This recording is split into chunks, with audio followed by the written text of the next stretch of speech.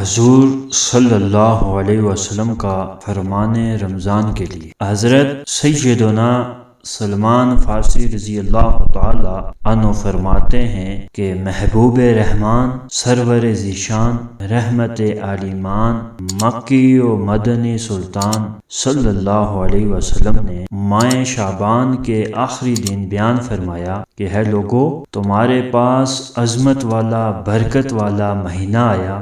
یہ وہ مہینہ ہے جس میں ایک رات ایسی بھی ہے کہ جو 1000 مہینوں سے بہتر ہے۔ اس ماہ مبارک کے روزے اللہ تعالیٰ نے فرض کیے اور اس کی رات میں قیام سنت ہے۔ جو اس میں نیکی کا کام کرے تو ایسا ہے جیسے اور کسی مہینے میں فرض ادا۔ اس مہینے میں جس نے فرض ادا کیا تو ایسا ہے جیسے اور مہینے میں 70 فرض ادا کیے۔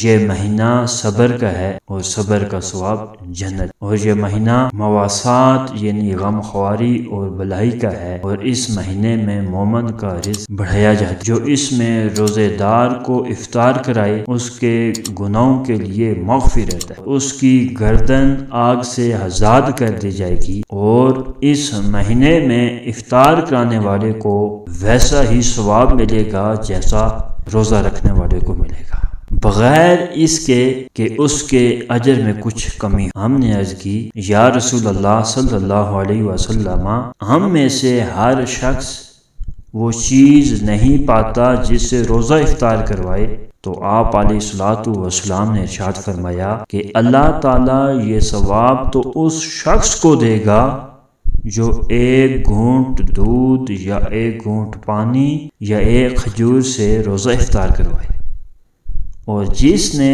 روزے دار کو پیٹ بھر کر کھلایا اس کو اللہ تعالیٰ میرے حوض سے پلائے گا کہ کبھی پیاسا نہ ہوگا، یہاں تک کہ جنت میں داخل ہو جائے گا۔ یہ وہ مہینہ ہے کہ اس کا اول یعنی ابتدائی 10 دن، یہ جو عشرہ بھی چل رہا ہے، یہ رحمت کا ہے، اور اس کے درمیانی یعنی وسط کے جو 10 دن ہیں، مڈ کے جو 10 دن ہیں وہ مغفرت کے، اور آخری 10 دن جہنم سے آزادی کے ہیں۔ جو اپنے غلام پر اس مہینے میں تخفیف کرے یعنی کام کم لے تو اللہ تعالیٰ اسے بخش اور جہنم سے آزاد فرمائے گا۔ اس مہینے میں 4 باتوں کی کثرت کرو، ان میں سے 2 ایسی ہیں جن کے ذریعے تم اپنے رب کو راضی کرو گے، اور باقی 2 ایسی ہیں کہ تمہیں بے حد عزیز۔ پس وہ 2 باتیں جس کے ذریعے تم اپنے رب کو راضی کرو گے وہ یہ ہیں کہ لا الہ الا اللہ کی کثرت کرو، گواہی دو، دوسرا استغفار کرو، جبکہ وہ 2 باتیں جن سے تمہیں بے نیازی نہیں، یہ ہیں کہ اللہ تعالیٰ سے جنت طلب کرنا اور جہنم سے اللہ کی پناہ۔ اس حدیث مبارک میں ماہ رمضان المبارک کی رحمتوں، برکتوں اور عظمتوں کا خوب ذکر ہے۔ اس ماہ مبارک میں کلمہ شریف زیادہ سے زیادہ پڑھا کرو، اور بار بار استغفار یعنی توبہ کے ذریعے اللہ تعالیٰ کو راضی کرنے کی کوشش کرو۔